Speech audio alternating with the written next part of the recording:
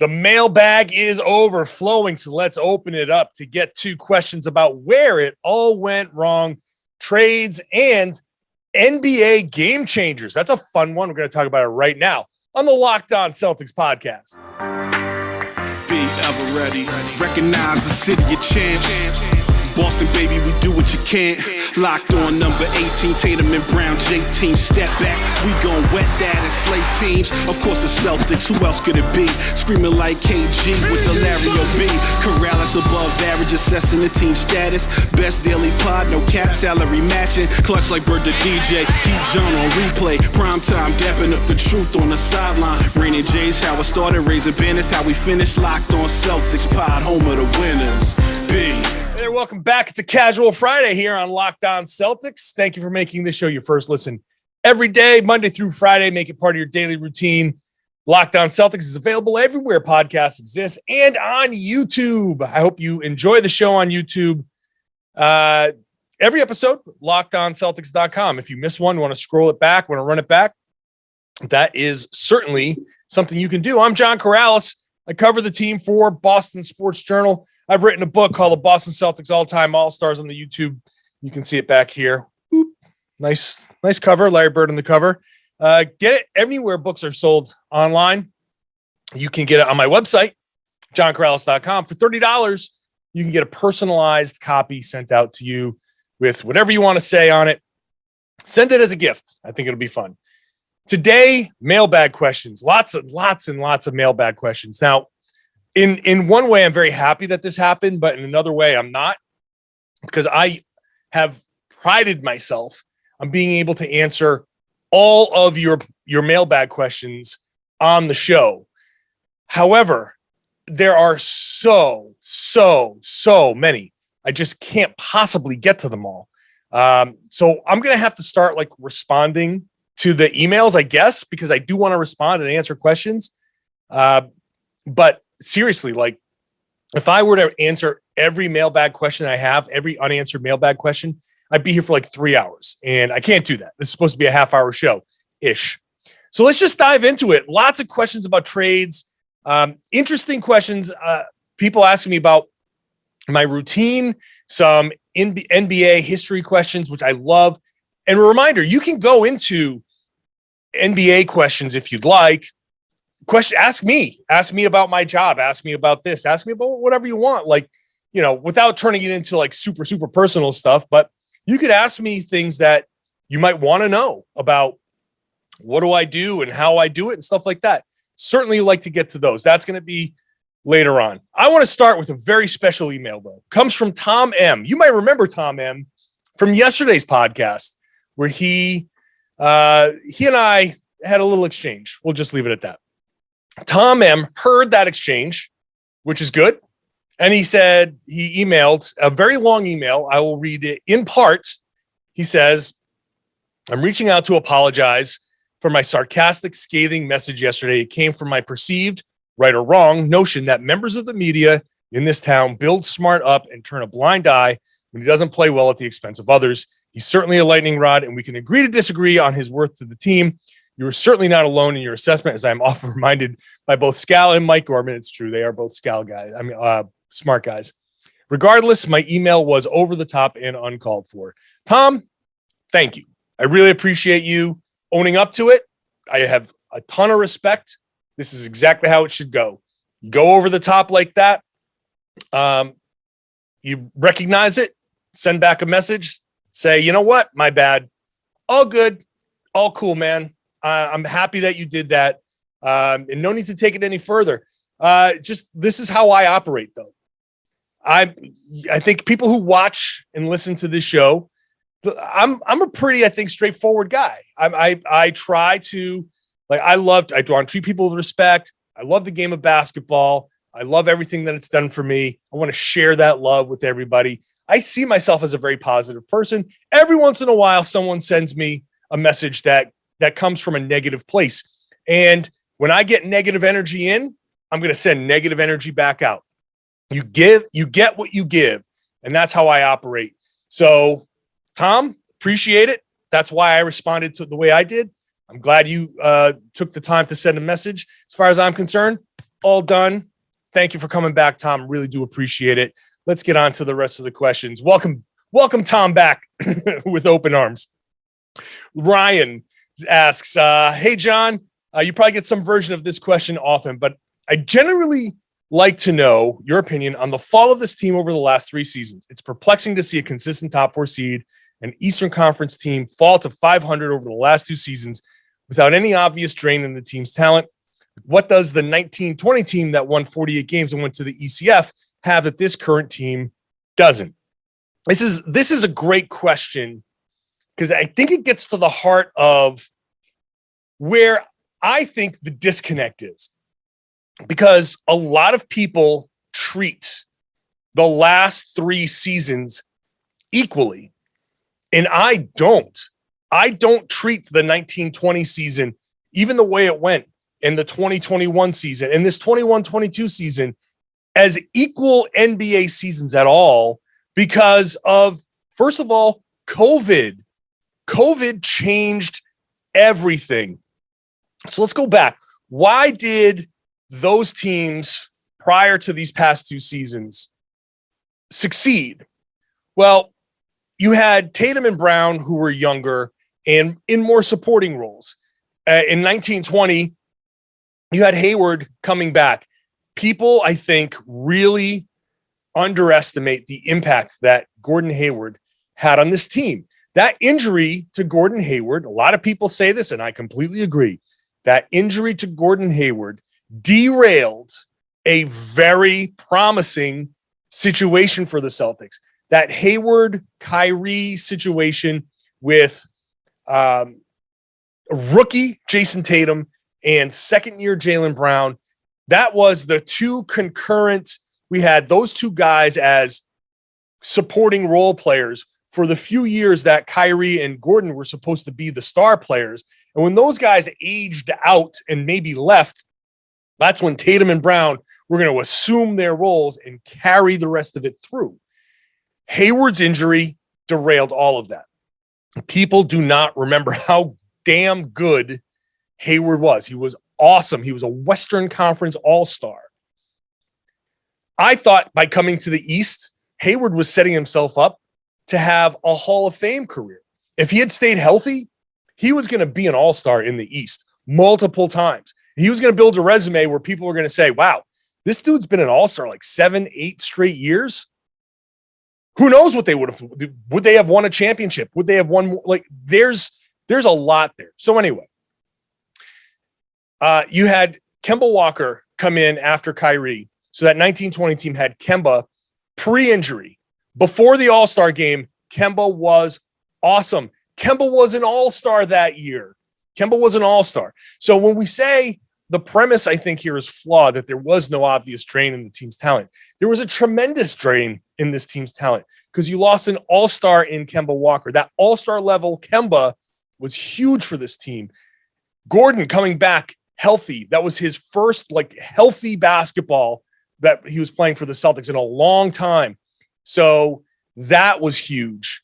Losing those 2 guys was a problem. And then COVID derails. You have an Eastern Conference Finals run. Then you have a short turnaround. That short turnaround, every team, Boston, Miami, Denver, LA, struggled in some way that following season.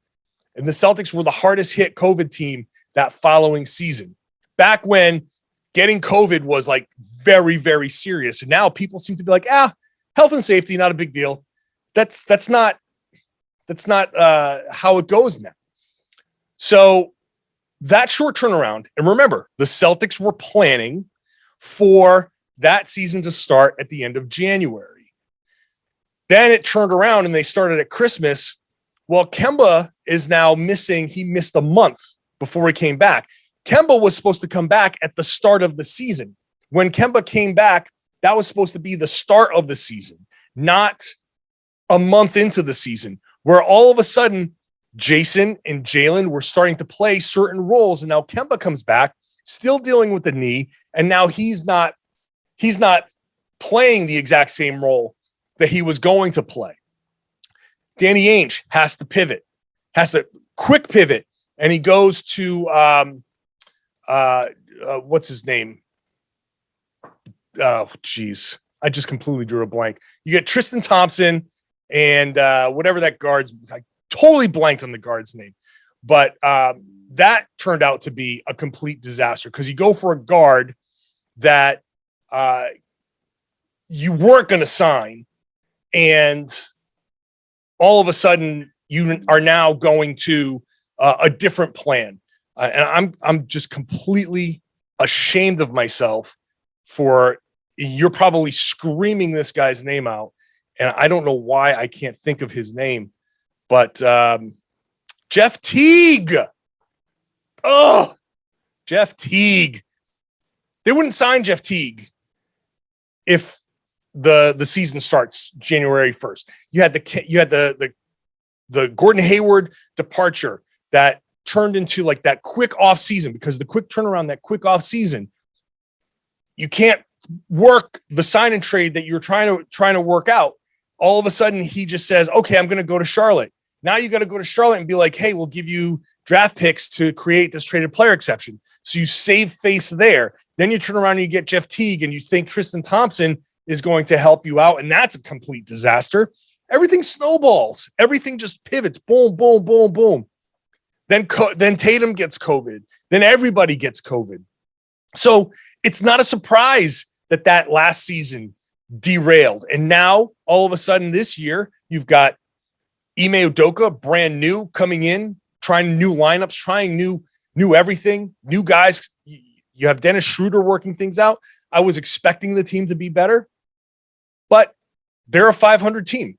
But as I said in yesterday's show, if they even have just an average shooting season, they're not 500. They're better than 500. So some things have gone wrong for this team. And again, COVID, destroys the continuity and all of that stuff for everybody.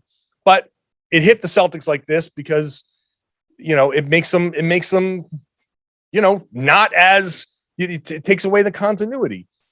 And I know people are going to be sitting there listening to this or watching this and say, well, that's excuses. Well, no, it's an explanation. Ask a question. Why did it happen? That's my explanation. They need to turn it around, and hopefully they turn it around. But we'll see if they can. But that's how they got here. That's how the Celtics got here. We'll come back with When Is Enough Enough coming up next. BetOnline would like to wish you a happy new betting year as we continue our march into the playoffs and beyond. BetOnline is still the number one spot for all your sports wagering action for 2022. It's a new year, and they've got a new updated desktop and mobile website. So sign up today to get your 50% welcome bonus on your first deposit. Just use our promo code LOCKEDON to get started.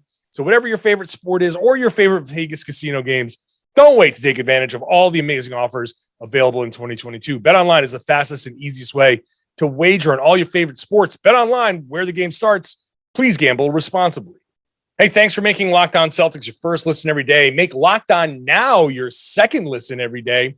That's a great recap of the night in the NBA. You get a couple minutes from each side. The host of each team that played gives you their quick recap, and it's a great way to get caught up on the entire night. You get every perspective out there. Locked On Now, wherever you get your podcasts, on YouTube, on the Locked On NBA feed. Let's get back to the questions. I took up a lot of time with those first two questions, more than I expected. So Kyle asks, in games like Wednesday versus the sub 500 Pacers with no Smart, would it really kill us to play Langford or Nesmith 7 to 10 minutes off the bench? At some point, we need to know what we have. Kyle, I get it. That's something that I've said before, but as I think about it more, there's one thing here that I think is a super important point. And I'm going to fold in the next question. I'm going to say this, though. This notion that at some point we need to know what we have, that means us, like me and you.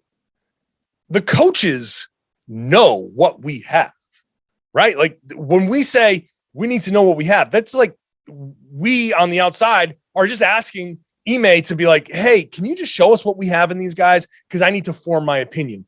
But let me fold in this Ja Green question, who says, I'm tired of hearing about the lack of Nesmith and Romeo development. We as fans aren't in the coaching rooms or the practices. to know behind the scenes work the coaches are putting in with these players. Is it possible that they just aren't ready? Despite all we want to see from them, it seems clear that they just haven't earned their time on the court. It's hard for me to see why they deserve minutes over the vets right now. You and Ime have already pointed out the position crunch with Peyton. He clearly has developed and proved they earn minutes. Also, Rob and Grant have clearly improved more while under Ime's leadership. These players are hard workers and clearly put in the work. Why can't fans just give Ime credit for playing the guys that have earned it? And that sums it up, I think, very nicely. Now, yes, I do think that there are times where, hey, can you play Tatum and Brown like 32, 33 minutes? Like here and there? Like, can you cut 4 or 5 minutes from them somewhere? I think there's certainly room for that. I don't want to overextend these guys. I don't want those guys to end up with more soft tissue injuries. I don't want any of that. At the same time, from Ime's perspective, think about who Ime is. He's a dude that worked his ass off to get everything that he's gotten, right? He has put blood, sweat, and tears, literal blood, sweat, and tears into his basketball career. Do you think Ime Udoka is going to walk into a gym and be like, yeah, you, second-year guy, I don't think you're ready, but let's give you a chance? No. In fact, I think that's why he gives Dennis Schroeder more opportunity than I think Schroeder should get. Because Schroeder, for all of my criticism of him, is a tough SOB. That dude will play through anything. And I think Ime loves that about him. I respect that about him too. That dude, doesn't matter what it is, man. You can chop his head off. He'd be like holding it on his head going, no, I'm good. I can go play. That dude is tough, right? Style of play notwithstanding, you got to respect Schroeder's toughness. And I think that's why he plays as much as he does. And only recently has been moved out of certain lineups. Ime is not going to give guys minutes who haven't earned those minutes. That's going to be a very strong message. Guys like Josh Richardson are established and they've shown they can play. Guys like, Grant had to work his way into this lineup. He reached out to Ime over the summer, said, what do I need to do? He came into camp with that exact, slimmed down, shooting 40% type of, game. Like, all right, I respect that. I told you what to do and you did it. That's why Ime is playing who he plays. So these guys are going to have to earn their time. They're going to have to earn it.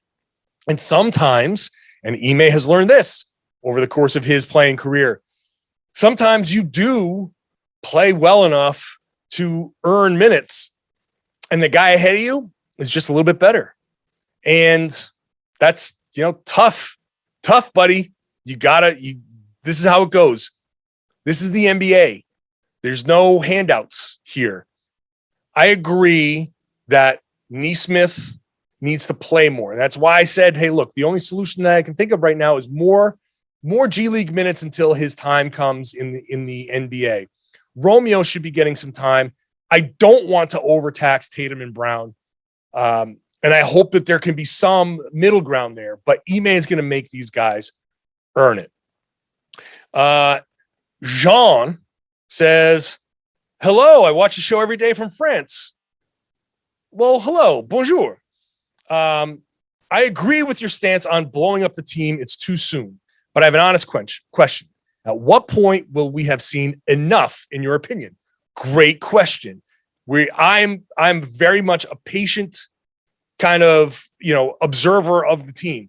I understand that certain things take time, and it's hard in the NBA. You can say, yes, we need to trade this guy and that guy and get this type of player, but it also requires other teams to say, yes, we will trade this guy to you and we have this type of player available. Sometimes you've got to adjust and you have a plan, and that plan kind of falls by the wayside. At the same time, I think there is an expiration date on when this is going to work and when it's going to not work. And it depends. It really kind of matches up with the Jaylen Brown and Jason Tatum contracts. So Jason Tatum is under contract for a while, so he's fine. Jaylen Brown has 2 more years on his contract. So I think it's fair to say if the Celtics by this time next year, okay, mark it down, January 13th, 2023. If they're in the exact same spot, January 13th, 2023, and there's no movement and these guys aren't better playmakers and they're everything is just the same, I think a year from now, you start to entertain that question because Jalen will only have 1 more year left on his contract. So he's going to make 28.7 next year and then 30.7 the year after that. If it's not working and if he is giving you indications that, you know what, if this doesn't work, I'm bouncing and he doesn't want to resign, then you have to start having that conversation. But if he's open to re-signing and Tatum is open to re-signing, then you still keep pushing it. I think you still keep pushing it with those two, and you still have to try to build around the edges. But I'm on record.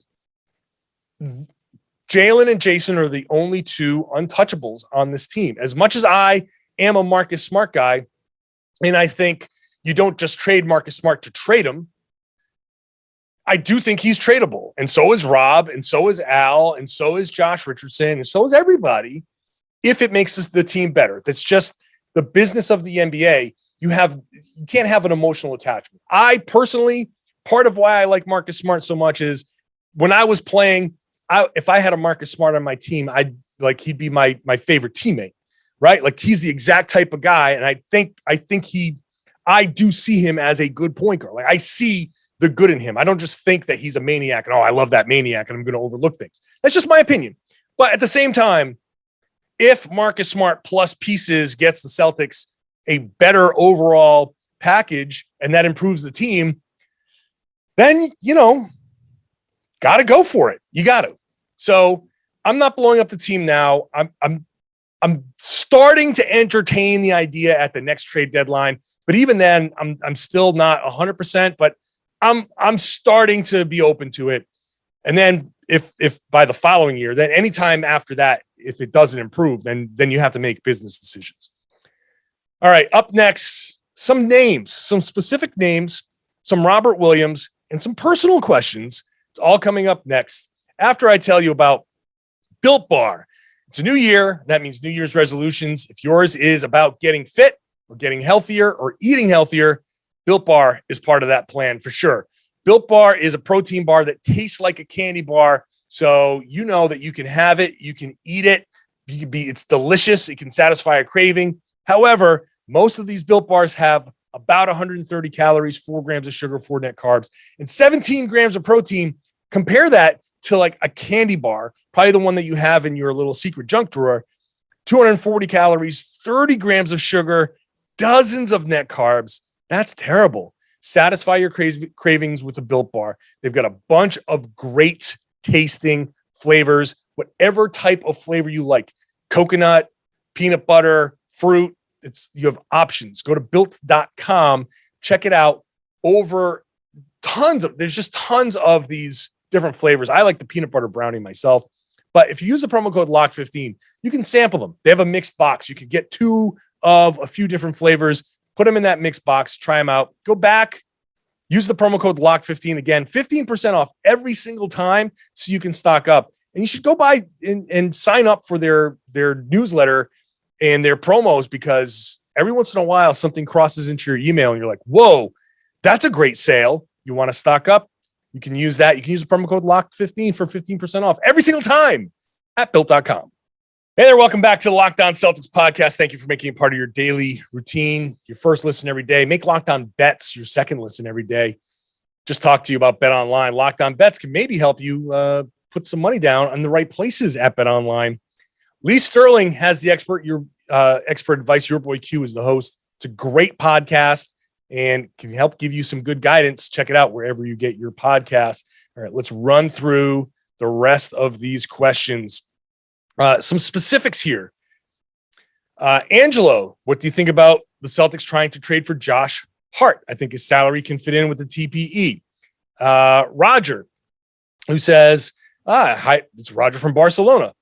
I want to ask you for the Goran Dragic situation. I think he would be useful. And so any real possibility of trading for him? Dragic is probably more likely to move. Let's see. He's making 19.4. So he's not going to fit into any traded player exceptions. He's more likely to move. I don't know that the Celtics, I don't think he's going to move to the Celtics because you'll have to match salary. You have to commit to him next year at 19.4 million. You have to combine a few players to get to that level. You're committing to the luxury tax. And I don't think Goran Dragic is the difference maker on this team. So he might make them better. He might lead to a few more wins, but I don't think the Celtics are going to give up the types of pieces that are necessary to match the salary. I don't think they're going to go into the luxury tax just for a few more wins. He's not going to win the Celtics a championship. So I think Dragic is probably out. Josh Hart is a super interesting guy. His salary does fit into the TPE at $12 million. But here's the thing with Hart. I haven't heard a single rumor about Josh Hart being dangled. They like him in New Orleans. He's that type of player that everybody wants, but New Orleans also wants him. I think their recent winning streak and they're kind of, this feeling that maybe Zion can come back at some point and they can make a run and things change a little bit with Zion on that team. I don't think they're sellers necessarily. And certainly not to just salary dump him into the Celtics TPE. That's not going to happen. And I will just end this particular thing with the specific names, because specific names is one of the questions that I get all the time. Who are you targeting? What can we expect? Who can we expect? And I really don't like doing that in trades because a lot of people just say, oh, I like that guy. What would it take to get that guy? And so often it's a guy who's not available or a guy that's not available for what the Celtics have. So I hesitate to drop specific names just because I don't want to say, oh, well, a guy like this would be good. We know shooters, okay, I'll break my rule by saying Alec Burks would be a great guy to go get. Or you think the Knicks are going to give up Alec Burks right now? No. So he's, but a player like that, who's a player like that that's out there that can be gotten?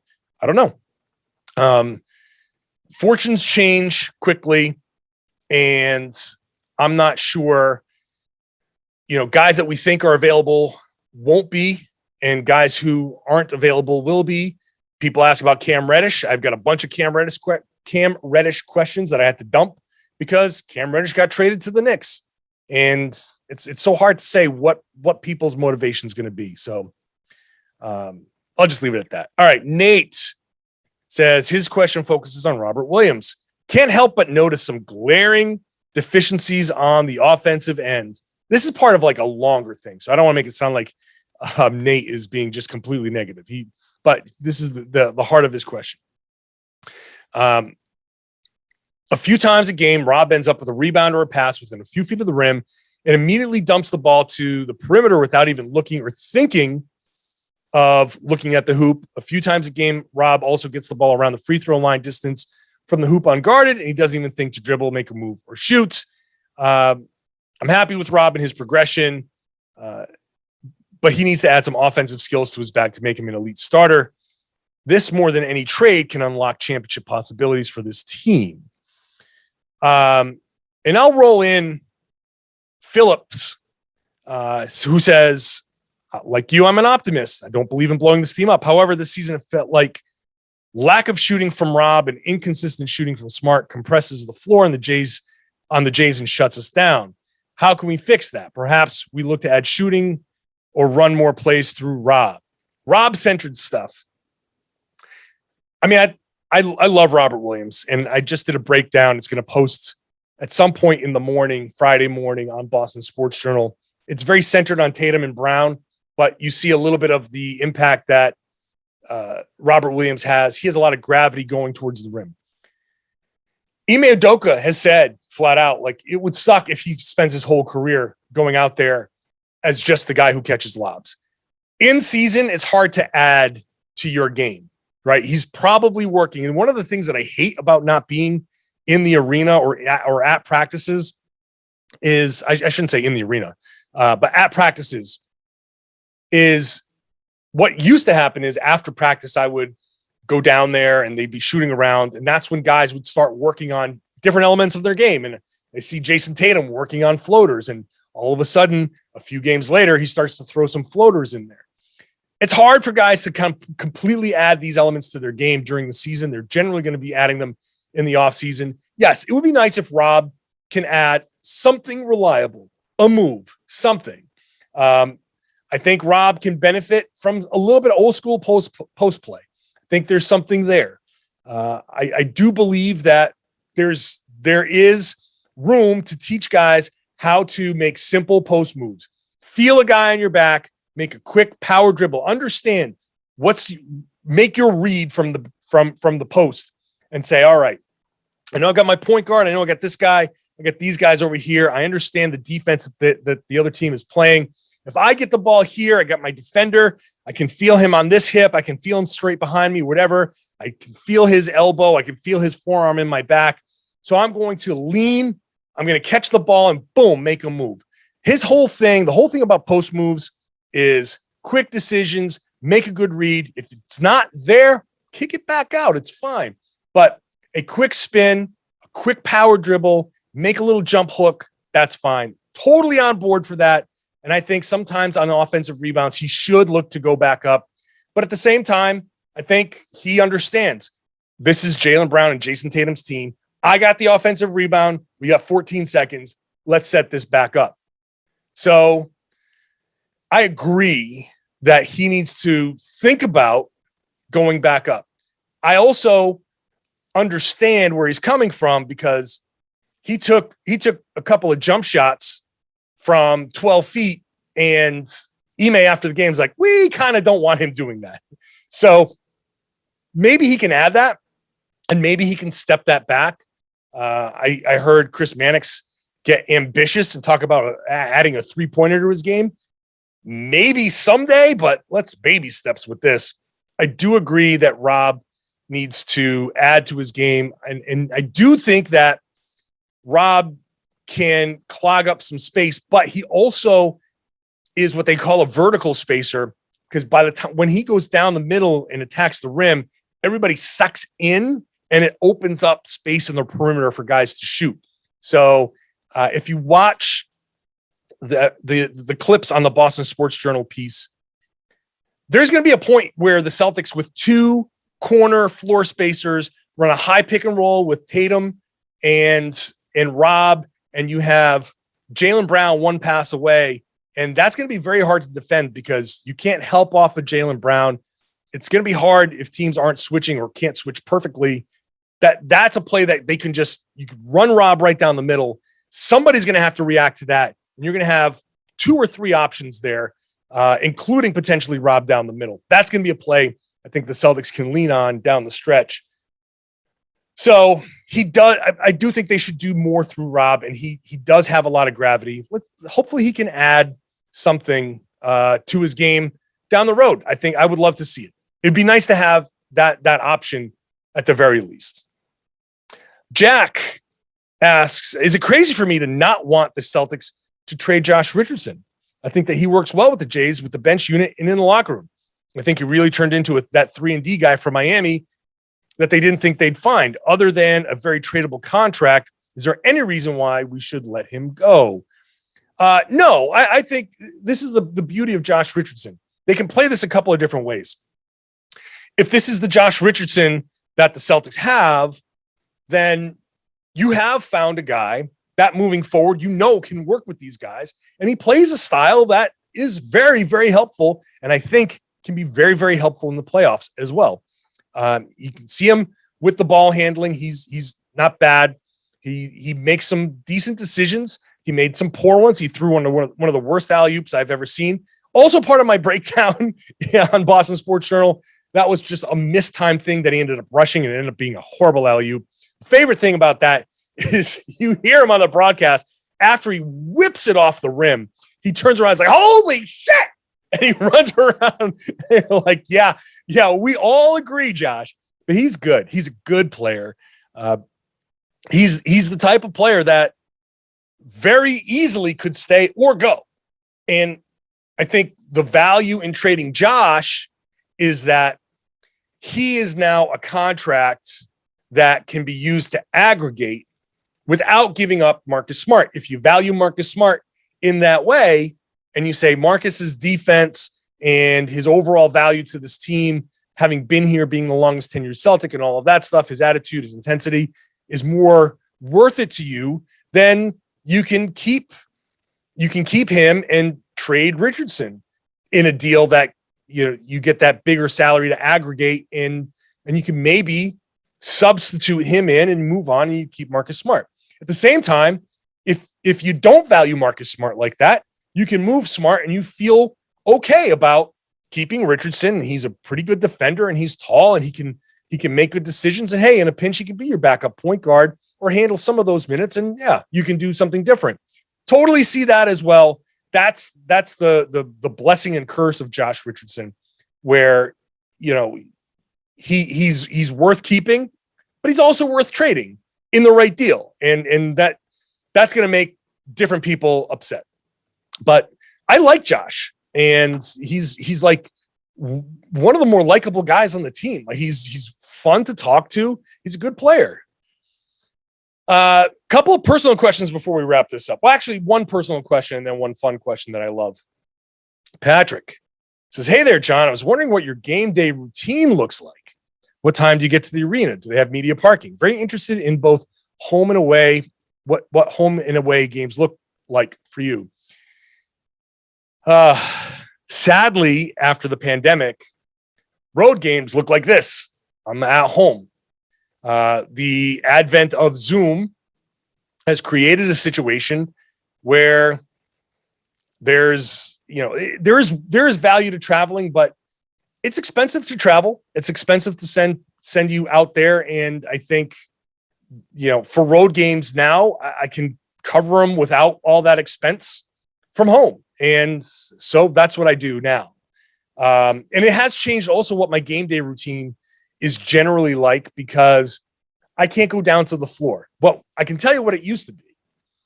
And it used to be like if they had a shoot around in the morning at home, I'd go to the Auerbach Center. You go, they have the shoot around. You get down, you can stand on the floor. You talk to the coach, you maybe talk to a player. You get to, the beauty of that is players walk by, and if you have a comment, you have a question, you just like off the record, you can just fire it off and they'd be there and they can answer that for you.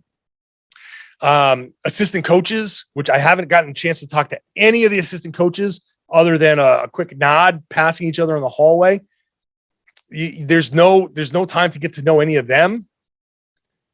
And, compare and contrast that to Jay Larinaga comes back and, he sees me, and before he goes to warm up, comes over, daps me up. Hey, how you doing? How you been? Like, you develop these relationships with these assistant coaches. They see you as they move on. You come back and it's like, oh man, how's it going? Because we all know, I think we all respect each other's grind.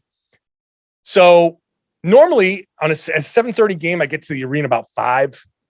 I'd be on the court, talking to people, have sometimes the assistant coaches are sitting there waiting for their players to come out. And I'd ask like simple basketball questions, like, the rotation of the basketball, focus on the rim. What are you thinking when you're shooting the ball? Like all these like simple little, just shoot the shit questions, which would be great. Ime Udoka speaks at 5:45 on a 7:30 start time at home. Talks at 6 on the road. And then you transcribe the audio. And for Boston Sports Journal, I do a quick preview. So I'm writing now before that. So I get quotes, and I'll start that beforehand, but I'm, crafting a preview in my live coverage there. So normally I'd be down on the floor. I'd be really up close. You talk to some of the, opposing players, the opposing coaches, you get to really get to know some people from time to time. On the road, it was great because shoot arounds on the road, you get to see the other teams, practice facilities and all of that stuff. You get to see other teams. You get to go to, like, when the Celtics were in LA and they're practicing at UCLA. Now I'm on the campus of UCLA walking around, be like, hey, what's going on? This is kind of wild. So nowadays I get to the gym around 5:30. I used to get to the gym between 4:30 and 5. Kind of more watching from a distance. I work out in the arena, not in the press room. And then after the game, you get down back into the press room. The coach, players talk afterwards, transcribe that, and I'm writing. And if they're a home game and there's another home game soon and they don't change the floor over to ice for the Bruins, I get to do my podcast there. So if I do the podcast there, I probably don't leave the arena till almost 2 a.m. So it's a full work day. You get there at 5 and you leave at, between 1 or 2. That's a full work day. So hopefully that answers the question. I miss being on the road though, because I love road arenas. I love seeing the crowds and all of that stuff. Aiden, we'll wrap it up with Aiden's question. In your opinion, which NBA players have made the biggest changes to the game, play style, pop culture, etc.? I think of Steph, MJ, and Dirk. So let's take it all the way back to the beginning. Bob Cousy had a gigantic impact on the game. Now, people will laugh and they'll say, Bob Cousy dribbled like this. You had to dribble like that back then because I always say, if you put Kyrie Irving in a time machine and you brought him back to 1959 NBA, he would turn the ball over every time because as soon as you put the ball on the side, your hand on the side of the ball, that's a carry. Nowadays, they don't care. But it's the reason he dribbled the way he did is that's the only way you were allowed to dribble. And he still was changing everything. They call him the Houdini of the hardwood for that reason. That is a major, major impact because he was like the first showman.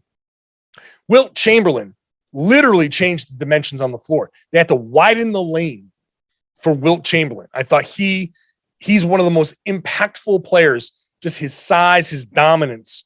So play style, totally with him. The dominant big man, they changed the game. You could even say Bill Russell because they outlawed dunking because of Bill Russell. But in the NBA, Wilt, I think, is a huge one. That takes us into the 60s. In the 70s, I'm going to go Julius Erving because Dr. J was this perfect crossover from the ABA to the NBA. And the NBA at that point was still, even though it was integrated, it was still a very segregated fan base. And so you had a very white fan base. And then the ABA was a very black fan base, a lot more schoolyard play. Dunks were, highlights, and they innovated the 3-point shot. And then when they merged, Dr. J was kind of the face of that. And he became like this cool symbol of marrying those two styles together. Magic, even Larry, but Magic Johnson, Showtime, he was like, this pitch man. Magic Johnson had a huge impact. Michael Jordan, obviously, you mentioned Michael with the shoes. In the 90s, there might not be a more influential player, modern era, than Allen Iverson. Allen Iverson is I think, epicenter of the marriage of hip hop and basketball. Allen Iverson with his Answer Reeboks, the commercials with Jadakiss are iconic. And that is, I think, the flashpoint of when hip hop culture and NBA culture kind of really, really merged. There may be no bigger pop culture NBA icon than Allen Iverson. And I put him on a level like Michael Jordan changed the sneaker game, and that's a different animal. But even in the playing days, the impact, like MJ was selling sneakers. Iverson was changing a culture. So he's a huge one. And then obviously you mentioned Steph. Steph is kind of like the guard version of Wilt because he's expanding the game the other way. Wilt expanded the game widthwise. Steph is expanding the game lengthwise with his ability to shoot. Now you've got guys pulling up from the logo. Trae Young, Damian Lillard, Brandon Ingram just hit a game winner from the logo. Those are shots that used to get guys benched. Now it's like, wow, that was amazing. And we don't think anything of it. I still think it's crazy. But Steph is probably one of the, and I wonder how that's going to change the 3-pointer. Because I think it's due for a change. Reimagining what the 3-pointer is because of Steph and his abilities specifically and what he's inspired other players to do. The generation of players that he's inspiring coming up. Changing the dynamic of that 3-point line, I think is something that's going to have to happen because of him. So I'll leave it at that. I love that question. I love basketball history. And there are probably other guys you can drill down deeper. And, Clyde Frazier with his style is an iconic type of guy. And there are different guys throughout each era that you can say, Charles Barkley had an impact and different guys had different impacts. But those names that I mentioned were, I think, the biggest ones. All right. That was an awesome Q&A. I loved it. Thank you all for the questions. I went way too long, and that was just those few questions. So thank you all for so many questions. I will try to get to them as much as I can and try to answer your questions because I do appreciate and respect the time you've taken to ask those. I do want to answer them. So I'll do that. Continue to send them in. I will sprinkle them into other episodes when I can as well. That's the Friday show. That's this week. This is a Monday through Friday podcast. I will address, hopefully it's worth addressing, Philly, Friday night game, Chicago, Saturday night game. I will mix those two into the Monday podcast. Hopefully they're worth it. Stick around, subscribe to find out if I think they are. Watch the show on YouTube. Hopefully you enjoyed the show. Spread the word if you're a subscriber and a listener and a watcher. Tell your friends, tell everybody they should be listening to and watching the Locked On Celtics podcast here on the Locked On Podcast Network.